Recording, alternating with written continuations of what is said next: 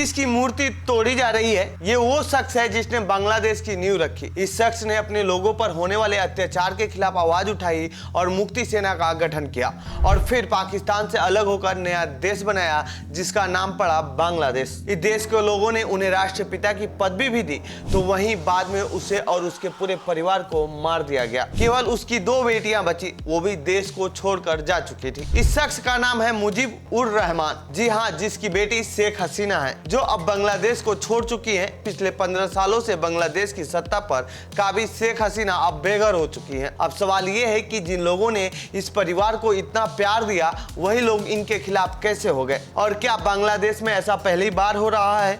तो आइए जानते हैं इस रिपोर्ट में शेख हसीना के परिवार के बारे में, और साथ में ये भी कि क्यों बांग्लादेश में बनी है ऐसी स्थिति।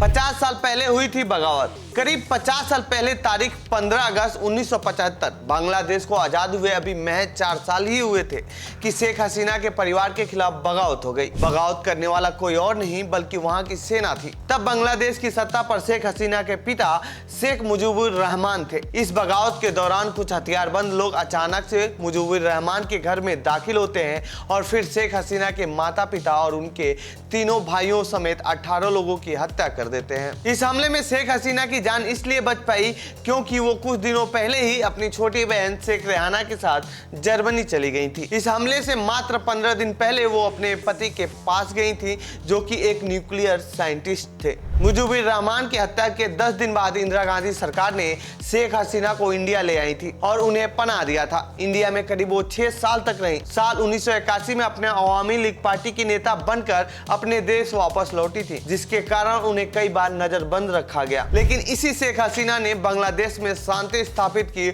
और फिर बांग्लादेश में विकास के कई काम किए। शेख हसीना दुनिया की उन चुनिंदा महिलाओं में से एक है जिन्होंने किसी देश पर सबसे लंबे समय तक शासन किया है। साल 1996 में बनी थी पहली बार बांग्लादेश की पीएम। शेख हसीना के भारत से बांग्लादेश वापस जाने के बाद पहली बार वहां साल 1991 में आम चुनाव हुए।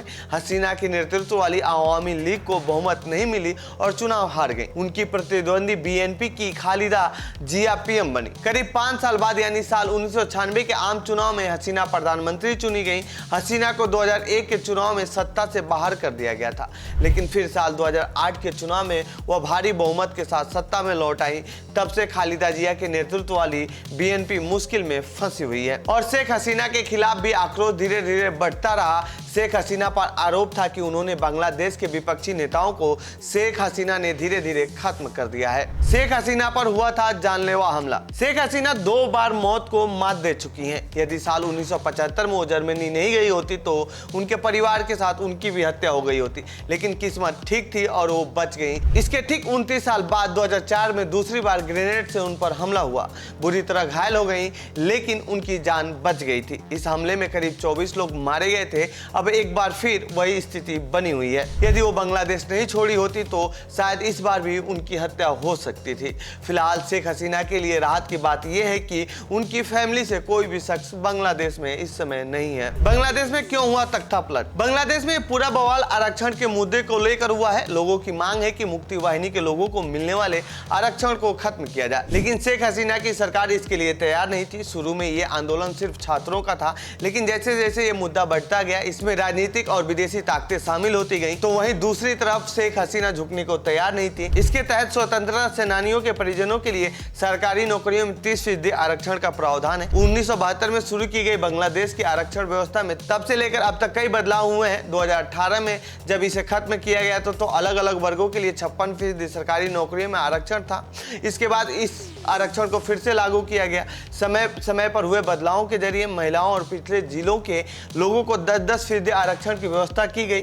स्वतंत्रता सेनानियों के आरक्षण को लेकर ही ये सारा बवाल हुआ है। प्रदर्शन कर रहे छात्रों का आरोप है कि जिन स्वतंत्रता सेनानियों को ये आरक्षण दिए जाते हैं वो ज्यादातर इनकी पार्टी के नेता हैं, और उनका ये भी सवाल है कि आखिर उनके परिवारों को कितनी पीढ़ियों तक ये आरक्षण दिए जाते रहेंगे। क्या जो उस समय मुक्ति वाहिनी के साथ नहीं खड़े हुए थे या जो मुक्ति वाहिनी में नहीं थे? क्या वो देश का हिस्सा नहीं थे? इन्हीं सभी सवालों के जवाब खोजने के लिए छात्र प्रदर्शन कर रहे थे। उनकी मांग थी कि आरक्षण खत्म कर दिया जाए, लेकिन शेख हसीना सरकार ने इस बात को नहीं माना, जिसको लेकर छात्रों का प्रदर्शन बढ़ता गया और अब स्थिति ये आ गई है कि शेख हसीना को बांग्लादेश छोड़कर भागना पड़ा। तो ये थी बांग्लादेश और शेख हसीना से जुड़ी हमारी रिपोर्ट। आपको कैसी लगी ये रिपोर्ट कमेंट बॉक्स में बताएं। साथ ही इस पूरे मामले पर आप क्या कहना चाहते हैं कमेंट बॉक्स में लिखें। बाकी देश दुनिया की खबरों के लिए बने रहिए जनसत्ता के साथ। धन्यवाद।